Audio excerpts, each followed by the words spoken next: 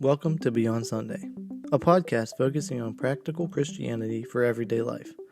I'm Josiah Caldwell. I'm part of the ministry team here at Covenant Global Methodist Church in Morgantown, West Virginia, and I'm going to be your host today. I'm going to be talking with our senior pastor, Nate Williamson. He's a husband and a father of 6 who also just happens to be a pastor. Our typical format is to take specific topics or subjects that are pertinent to Christian believers and extrapolate on that idea by looking through Scripture, sharing personal experiences and testimonies. From time to time, we will also have special guests to add their insights into the conversation. We also encourage you as the listener to send us any ideas, questions, or feedback you might have for future discussions. All right, everybody, welcome back. Today's topic is a proper approach to media and a balanced approach to life. So the first question we have is media bad? That's a good question. I mean, it can't be all bad, right? Because we're doing a podcast right now. Exactly. Yeah. You're listening to it. You're able to hear our voices wherever you are around the globe and connect with us. So not all media can be bad. I think the debate comes with the fact that media as we know it is really in the last 100 years. Mm-hmm. And it's happened so quickly and so rapidly that we've not had the time to evaluate whether it's good or bad. Right. So prior to media being in your home, let's say 1800s, what were the influences on your life? Just people you were around. People you were around, yes. So your home, mm-hmm. your community. Now, we didn't have modern transportation in some of those centuries, so even that was limited by scope and scale. What else was the outside influences that you had? I guess your rulers. Rulers, okay. People in government. Mm-hmm. What about books? Yeah, books. Books would be that. Newspapers. So your worldview, your perspective was somewhat limited by those things. Yeah. People, when they had free time, they could read books or whatever else. Prior to electricity, you'd have so much daylight and then you'd have to candlelight or whatever else. Mm-hmm. So think of that compared to what we have today, where how often do we even just have silence in our day? Mm-hmm. We listen to music in the car. We listen to things like this podcast. Yeah. We watch movies. I mean, I just remember as a kid growing up in the 80s and early 90s, the way my mom and dad raised us is media was something that we would partake in somewhat sparingly. Music was a part of my life fairly consistently. My mm-hmm. first memories are listening to Petra on the turntable. But for us, it was always like we watched TV together. There were certain shows. My parents always taught me when a new show would come out, A-Team or Knight Rider or Airwolf or whatever show we were into, Dad would say, "This is good now, son. It's in the white, but things created by the world will head toward the black, mm-hmm. and it'll eventually head in the gray area." And so that was true. Every show we would watch, there would be a point where we'd stop watching it because there would be extra messages in there that would influence us, mm-hmm. whether it be sex outside of marriage or drug influence or whatever. Yeah. And they wanted to safeguard and protect our minds. Even video games. Mm-hmm. I'm old Nintendo. Our first system was an Odyssey 2. You probably don't even know what that is. But even that was somewhat restricted to mm-hmm. so much time during the day. You had to earn that time. And the old Nintendos, I mean, there's a few games that had a save state, but you started from the beginning every time you played it. So it was repetition. It didn't have that full story. So fast forward to this day and age, and you have pretty much every movie you could ever want mm-hmm. accessible with you all the time. Mm-hmm. Same with music. Mm-hmm. Same with TV shows. Yep. I mean, so everything is accessible, which means every voice is accessible, meaning that it's kind of made us somewhat lazy, right, in that sense, and it's rewired our brains. That's the problem. I didn't have my own cell phone till 2002. I found myself working for the Salt Lake Olympics, and they gave me a cell phone. They're like, we need to be able to reach you for your job at different points, and I thought that was the coolest thing. But that's what I mean. Technology has progressed so quickly that we've loved the accessibility of everything, but the problem is we haven't had time to ask ourselves, is it good for us? Yeah. Is the ease beneficial, or has it hurt us or harmed us? And so, I don't know, you're several years younger than me, Josiah. What's your perspective on it, having kind of grown up with media being there pretty much from the beginning? Well, I think it can be used for good, but a lot of the times it's not. And I think a lot of times people are controlled by what they intake, and a lot of the times they're taking in more media and just watching the news, TV shows, whatever, so they're getting all these subliminal messages and all that kind of stuff rather than taking in more time with God or more worship music or so on and so forth. So I think what it boils down to is, what are you letting dominate you in a sense? What are you letting control your life and your thought processes? That's a great point. So I think the pursuit for media is the pursuit of knowledge. But not all knowledge is worth having. Right. You remember back, we've got to go back to Genesis, right? Genesis 3, what was the tree they weren't supposed to eat from? The knowledge of good and evil. The knowledge of good and evil. Knowledge always has a price. Yeah. And so, not all knowledge is worth having, seeking, or getting, because it's going to cost you something else. That's how you lose your innocence. That's how you lose certain perspectives. I know, for example, I went to school for media. That was my major. Yeah. And so when I watch a movie, I don't watch it like I used to when I was 8 years old. I've lost that sense of wonder. I'm looking at camera angles, I'm looking at lighting, I'm looking at special effects, I'm looking at details that other people don't, because I have more knowledge of how the process works. Yeah. And that's great on one sense, but I can't experience the purity of what it was before growing up and just watching those movies. That's one reason why I love that I'm not a musician, because I can still have that superficial, shallow understanding of how music works, and I can just delight in it for what it is. Yeah. So that's one thing. So knowledge costs you something. And nowadays, because of the ease of access to everything instantaneously, we talked about this in our temptation discussion, is our no button doesn't work, or it's very weak. And so as Christians, it's hard to say no to temptation when everything is accessible all the time. When I was younger, going to the video store on Friday or Saturday night was an event. And let me just describe it for the listeners for a second, okay? You couldn't watch movies all the time.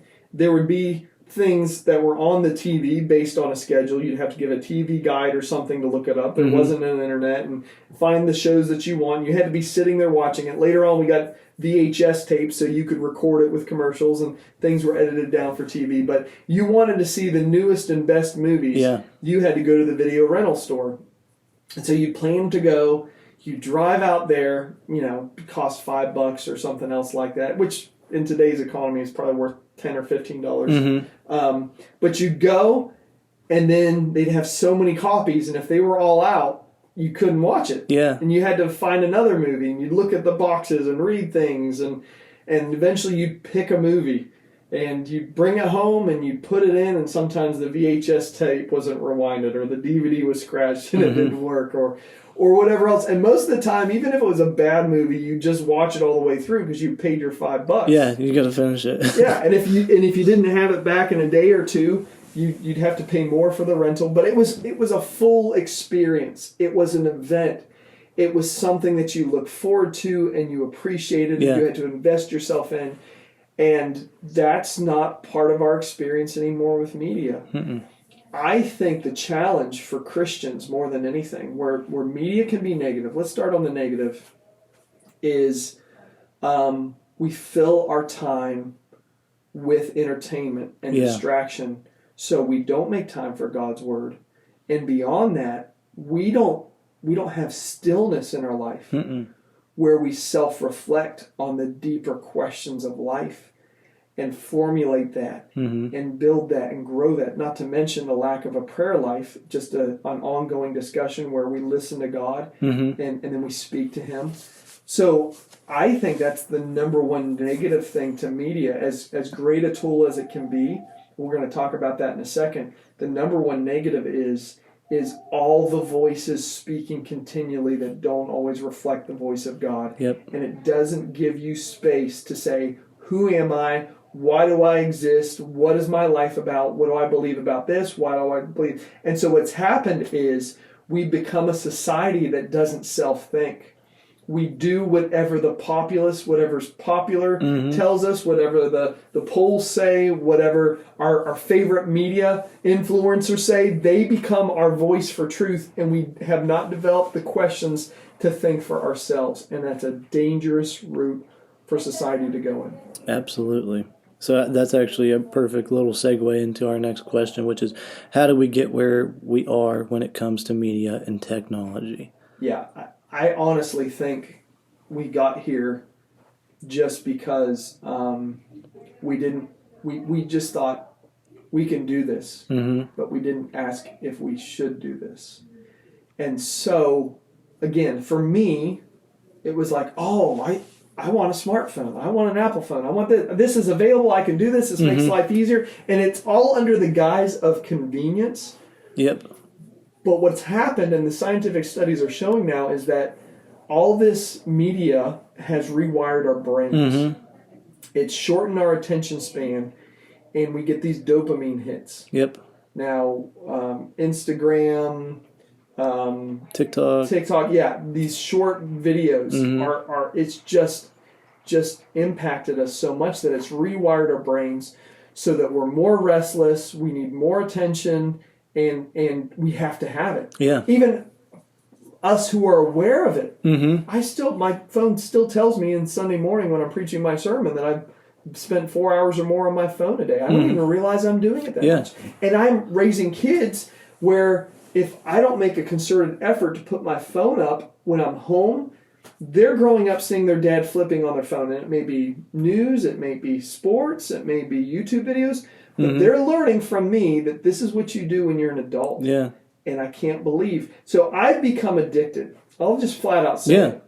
I've created wrong patterns, and I've become addicted because I didn't have the perspective to say, how is this going to impact me? Yeah. I just embraced the convenience. And so we just got here real quickly. A good example of somebody becoming aware of the detriment of society is Henry Ford, creator of the Model T, Ford Motor Company. Many people don't know this, but in his later years, he recreated his hometown. He literally recreated his hometown as it was before the automobile industry came ahead. And he built it right outside or near his Ford plant in Michigan. And in this town, you couldn't have any machinery. And he chose to live in that until the point where he died. Wow. Because he didn't like the world that he had created or had a part to play in creating the Ford Motor Company and all the rest. He acknowledged, I have done something that has intrinsically changed the culture, and I liked it better before. Yeah. And I think that's dawning on a lot of people nowadays. And so is there benefit to media? Let's just be honest here. You're listening to us. There is a benefit.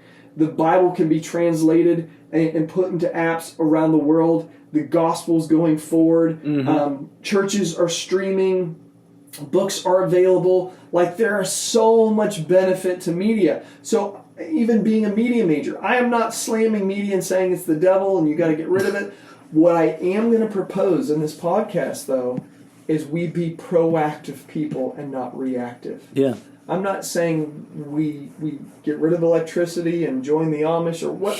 That's not what I'm saying. But I am saying, as Christians, I think we give in more to cultural peer pressure, especially when it comes to our kids, than we realize. With media than we realize. Yep, yes, absolutely. all the fourth graders have a cell phone. My kid needs to have a cell phone so they don't get picked on, or whatever else. Yeah. And we can't do that. No. As Christians, we've got to realize how I raise my family will determine the influences that are going to affect them the rest of their lives. Yeah. And I think I got a phone probably 5 or 6 years after all my friends did. So, yeah, it wasn't, Josiah wasn't popular or whatever, but I think that I had a much more connected childhood and everything with my family. And I spent a lot of times outdoors. I built tree houses, did all this kinds of stuff.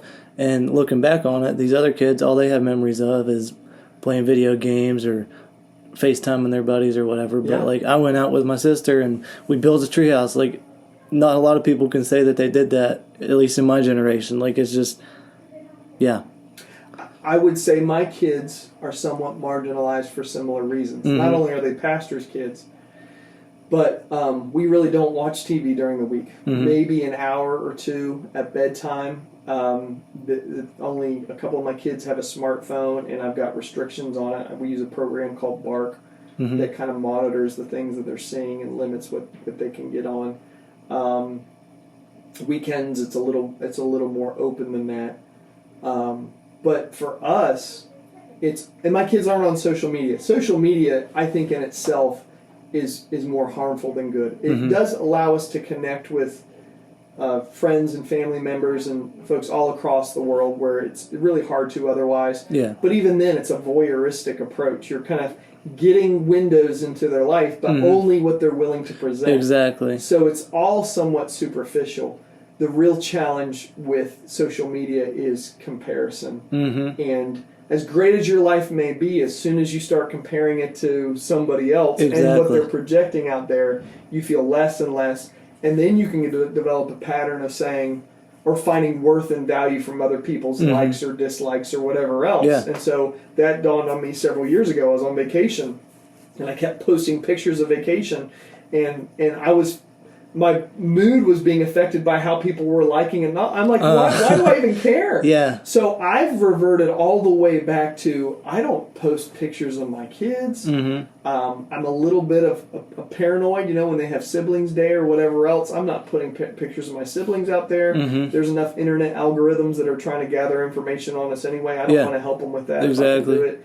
So, but for me, I've found the beauty of having a private life. And I've tried to rediscover the simplicity of just enjoying my family. Mm-hmm. So we have safeguards on our streaming devices. We've invested in a lot of DVDs, mostly from the Goodwill, to watch shows that I know have messages that match up with the worldview that I'd like, or at least bring me back to those simpler times, and my kids are enriched with the things that I liked. And so in our home unit, it's wonderful. Outside of it, my kids feel marginalized. Kids are talking about this video or that video or what they're doing on their phone, and so they're not connecting with them at this point. Thankfully, we have a large family, so they definitely connect with each other. So I do understand that struggle, but at the same time, I'm trying to develop in my kids this space of silence, this space to allow God to speak, this space of family time. I mean, we don't turn on the TV when we eat. We eat at meals together. I don't want media to control my life. Yeah. Now, do I still like video games? Do I still like movies? Yes, all of those things. And so much nostalgia is such a pull for so much of us. But ultimately, I think everything just needs to be done in balance. Yeah. And that is a principle of life, right? Any good thing taken to an extreme is a bad thing. Right. Food, wealth, power, fame, all of that. Having it doesn't necessarily make it bad, but when it becomes imbalanced. And I think the challenge most Christians need to face when it comes to media is being proactive in their approach and realizing, here's another number one thing I learned by going through media classes is people spend millions of dollars every every second of TV or movies or whatever else is scrutinized. There are messages and everything. And the challenge with media is we want to put our defenses down. We want to rest. We want to relax. It's entertainment. And that's why they call us couch potatoes, right? Like we have no brain pattern. We're just soaking it all in. You can't do that with media. There is a goal. And that goal from media is to influence you, to change your worldview, and to take whatever free money you have. Yep. And so that people, and I will say, Josiah, your generation and the latest generation are getting better about that. They've grown up being sold a bill of goods. You guys have been marketed to death. And so you have learned to smell a phony and a fake more easily. You're longing for something real and something genuine, because you spent, not you, but this generation spends their life in virtual reality and role playing on different things. And they just want something real. And so their distrust for news media, whatever else, is at an all-time high. And at least from what I've heard, there's a generation growing up that just wants to go back to flip phones and simplify their life. And I don't think that's a bad thing. No, I don't either.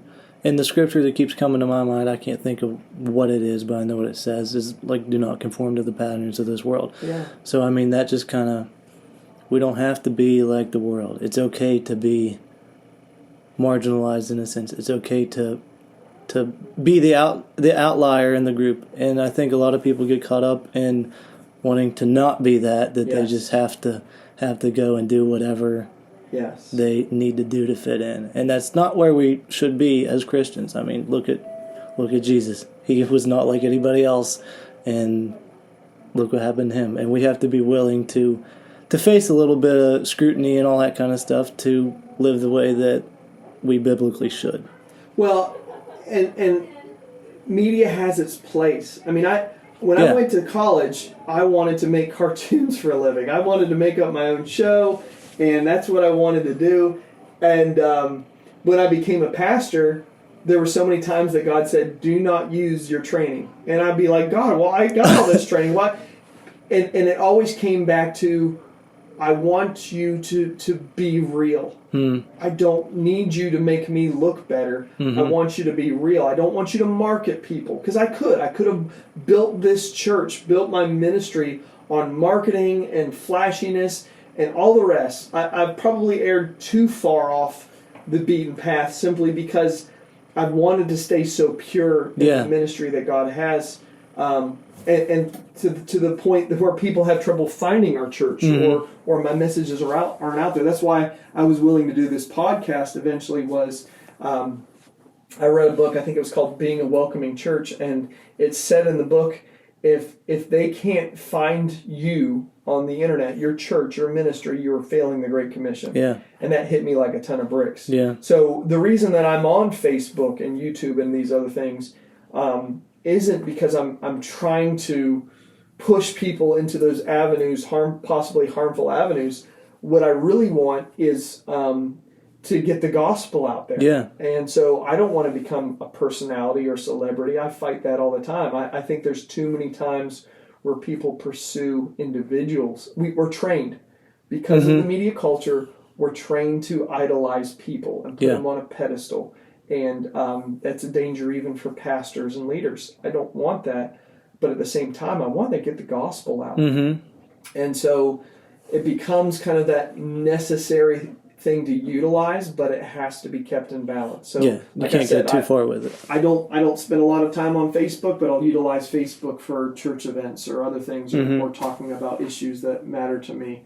But I'd rather have a one-on-one conversation than something superficial. And Bill Russell, I like to say he's the greatest basketball player of all time. Everybody debates between LeBron and Jordan, and they're wrong because Bill Russell won 11 championships in 13 years. But he was famous for not giving autographs. And it wasn't that he didn't want people to have his autograph. It's because he said, what good is a piece of paper that you can show somebody, alluding to the fact that you know me and you don't know me. He said, I'd rather sit down with you and have a cup of coffee and and get to know you. And Yeah. that's my heart too. Mm-hmm. So we utilize media, but we can't let it control us. And so that's why I'm trying to raise my kids to have media for times of relaxation and other things. Mm-hmm. And even the little bit they get, there's something about media that makes us hunger and thirst for it all the more. Yeah, it's the whole dopamine algorithm hits. Like it's what it's designed to do, is to make you just keep scrolling and keep scrolling. Yeah, and so I have to keep a tight rein on that for them, and even myself. And so, but too much time in media has hurt relationships and marriages and families and all the rest. And I think as the church, we need to be really proactive and start asking that question: does this actually make my life better? Yeah. Does it draw me closer to Jesus? And only use it for the avenues that are beneficial for your personal and spiritual development, and start saying no to that. And I think if more and more individuals in the church start doing it, we'll have a countercultural effect that will be more beneficial. And I think it's even more important in this day and age with the rise of AI and other things, to where, again, I think media manipulates people. I think they're more susceptible to being controlled, and I think we need to learn to be more self-sufficient as humanity. I know people are going to call me conspiracy theorist and all the rest. I'm not saying that. I'm saying there's a purity to the simplicity of life that we're missing out on, because what does that constant dopamine hit do to us? It makes us like addicts. And we just don't enjoy life unless we're busy, unless our minds are working, and we've forgotten how to just breathe. And I used to watch old people sitting on their porches thinking, that's so boring. Why are they doing that? Now it's like, oh, I wish I could do that. Exactly. Yeah, absolutely. Exactly. They knew something that I didn't know as an 8-year-old kid. And so if in your life you're dealing with depression or anxiety or stress, or it may be as simple as limiting your media intake to create more space for the key relationships in your life, and more space to listen to the voice of God and ask yourself those deep key questions in life, and start becoming who you're supposed to be. Otherwise, you can distract your whole life away. Yeah. And never live it. And that is a danger in our culture and society. That's actually a good little bridge into the next question: is how do we not lose our grip on reality in the digital age? Yeah. I've talked about this in a previous podcast, but that's the pornography. It replaces something real and genuine that's meant for a marriage covenant with something that's quick and easy and superficial, and raises expectations, where on the other side of the camera there's human trafficking, there's abuse, there's other things going on that we don't even know about. Yeah. And it's easy, it's quick, and so it rewires our brain. So, well, how's the question phrased again? So how do we not lose our grip on reality in the digital age? I think you set those boundaries. Yeah. I think you assess your life. See how many times you look at your analytics and see how much you're spending on media, and realize how addicted you are to it. I think for all of us, if it was a cancer in our body, we'd need to look at the symptoms. We'd need to go to a doctor. We'd need to get a clear diagnosis before we could ever seek a cure or have change. And so I think the number one thing is to not hear a podcast like this and say, well, that's not me. I think you really need to look at your life and saying, okay, how much does media control me? Could I go a week and fast from my phone and the TV and the radio? Would it kill me to do that? And that's why retreats, church retreats, it's great. Camps, they're incredible. And there's so much catalytic growth that happens in those moments because those voices have been listening. And so years ago I did a sermon series on the first part of Proverbs called Hearing Voices and Making Choices. And if you read the first 12 chapters of Proverbs, that's what it's talking about. There's the voice of wisdom speaking, and then there's the voice of sin and self in this world. And who are you going to listen to, and what choices are you going to make? And I just don't think we get enough voice of God in our life that we can make a clear choice. Yeah. And so that's where I would say you have to be proactive. Now, I'm not calling everybody to throw away their TVs. And it's not as simple as that. Your number one TV is your phone anymore. What I am saying is put limits, put boundaries.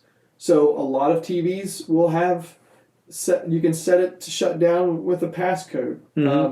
Your video game systems, you can also set up parental controls. Streamings, you can set up parental controls.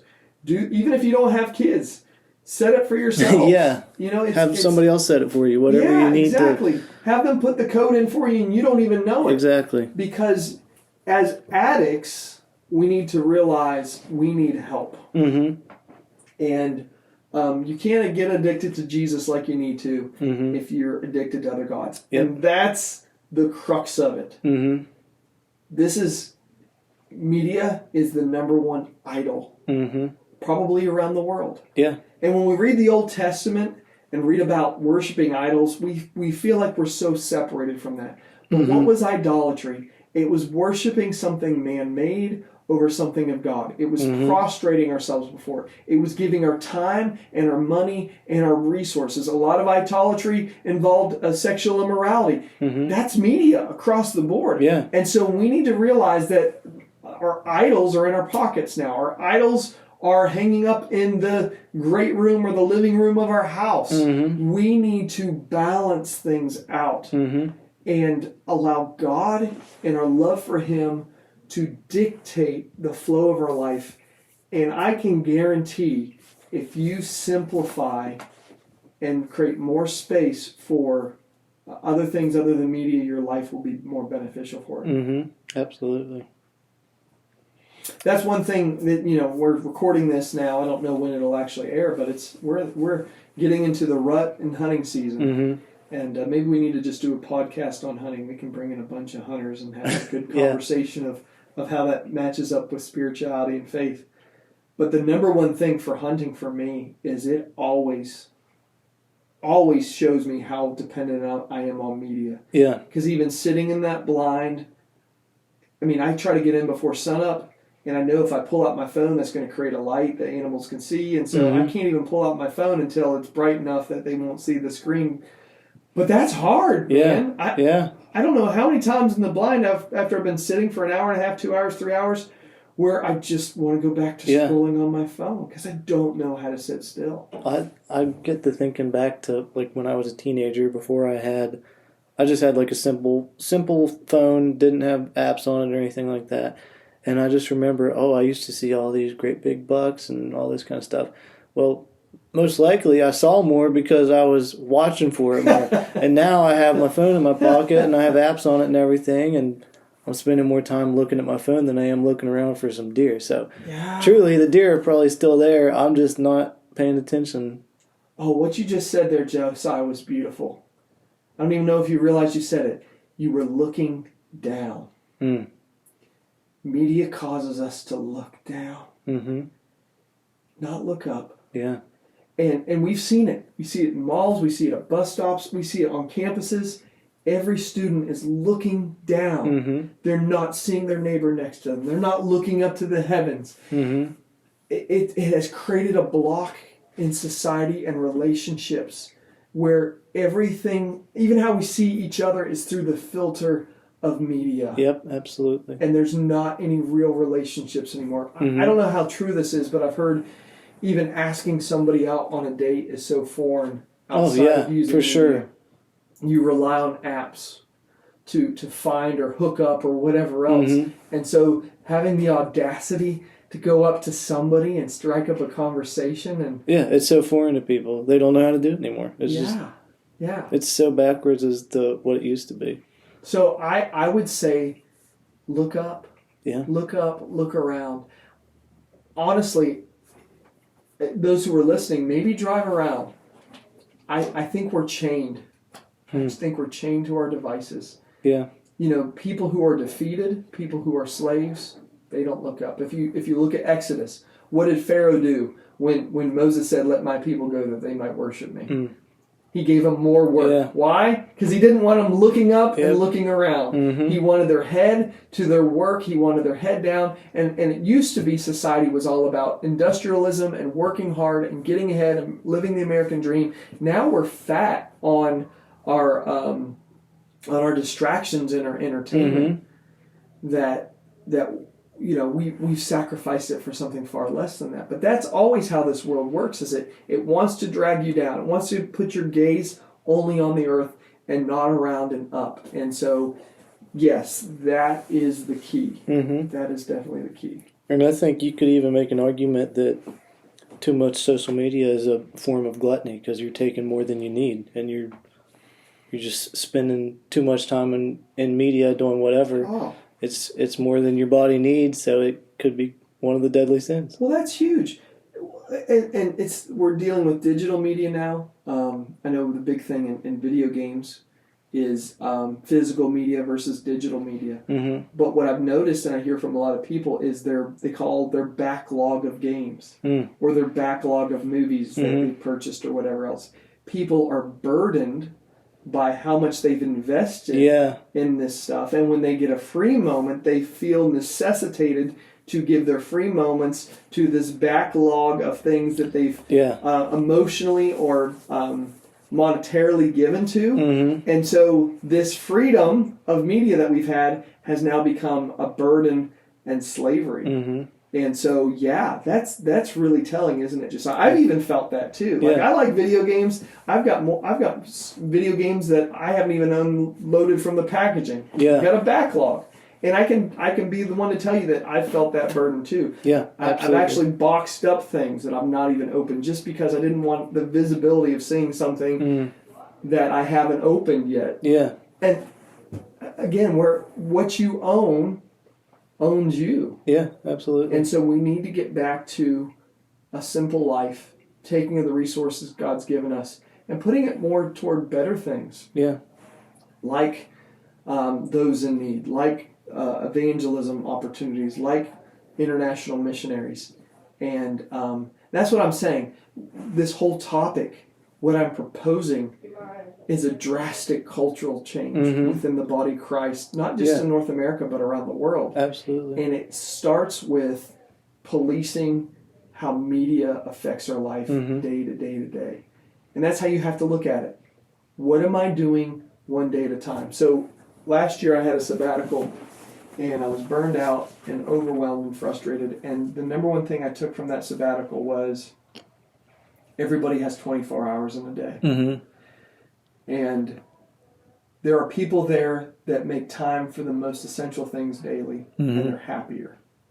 And so I've always kind of plow through, and looking forward to today when I could rest and enjoy life and all the rest, and it's left me burned out. Yeah. I'm learning. I'm not even close to good at it yet, but I'm trying to learn to get back to making the most of my 24 hours a day. Yeah. Making time to rest, making time to study, making time to relax, making time to spend with my family, my kids, work, all of these things. And so that has to be where we all come to as believers. Yeah. One day at a time, making the most for the most essential things. Number one being God. And if we have that approach, then our days will slow down. We'll value the right things. And we won't be owned by what we think we own. Yeah, absolutely. It's a change in mentality. So. Let's just start with the baby steps so that you can start making bigger strides. Right, for sure. So we can close with this question: how do we reach people who are constantly plugged in? I think, like anything, we become salt and light. You have to live what you're asking other people to do. Yeah, absolutely. And so that means unplugging more. That means inviting people into your home and your space. You're a good example of this, just I'm going to brag on you a little bit. Okay. Because you value home group. You're part of the young adult group here in the church, the Cove. You help lead that. You do basketball ministry on Monday nights. you make time for your wife, you make time for yourself, and to provide for your family through hunting. Like, I'm looking from the outside thinking, you've got a pretty good balance to this. And if you were so controlled by media, you wouldn't have time for any of those things. And so, yeah, we're going to be seen as weird and odd and different, and our kids may get made fun of. They may feel marginalized. You may not be in touch with everything that's happening, but I'll tell you what, your life will be so much better. Yeah. And I got tired of looking at other people's lives and thinking I'm not doing enough for Jesus, or I'm such a failure. When if I just step back and look at my life, I've been a pastor now for over 20 years. I've got an amazing wife that when media was controlling my heart and life, I was neglecting her, and she was not getting the best of me. I've got 6 wonderful kids. I've got a great home. I've got a great community. I am so blessed. But media was sucking the life out of me and making me feel like it still wasn't enough. Yeah. And the truth of the matter is, if we have Jesus, that's enough. And there could come a day and an age, if the whole grid goes down and, the worldwide EMP or something, we won't have any of those things. Yeah, right. There's going to be a world lost not knowing what to do. And so I would just say, you start one day at a time, and you set boundaries, and you start valuing the more important things. And you get accountability. Just like any other addiction, you have somebody you're accountable to that can say, all right, how much time did you spend on YouTube this week, or whatever else. Whatever you need, get that. Yeah. But our problem is we're way too casual with media, and it's controlled us. And especially with our kids. Let me say this, because this is a personal pet peeve of mine. Not all cartoons are made for kids. Not all kids shows are good for your kids. Yeah. Especially more modern ones. Look at what they're watching. See what the ultimate message is. The TV's become the nanny for our children. We put it on, we leave the room, and they watch whatever. There is a lot of worldly things that are shaping and molding our kids' minds. And if we're not proactive as parents and being careful what they're ingesting, you may have a kid that you say, hey, I raised my kids in a Christian household and I don't know what happened to them. You allowed the world's voices to entertain them 4, 5, 6, 7 hours a day in your household with your permission. No, you didn't raise them in a Christian household. Yeah. You raised them in a worldly household, and you didn't do your job. Yeah. And so that's an eye-opening wake-up call that we all need to have. Yep, absolutely. Well, Josiah, thanks for hosting this again. If those of you who are listening, please check out our other podcasts. If you do have topics or things that you would like to discuss, we're more than happy to talk about it. We'll get some more special guests here in the future to discuss these things. You may or may not see eye to eye with us. That's fine. We're just voices out here just trying to figure out how to pursue Jesus better. And God loves you. We love you. And hope you have a great rest of your day. Thanks for joining us. Thank you for joining us today for our Beyond Sunday podcast. We hope you enjoyed our show. And please don't ever hesitate to reach out to myself or Pastor Nate if you have any questions or anything you'd like us to discuss in the future.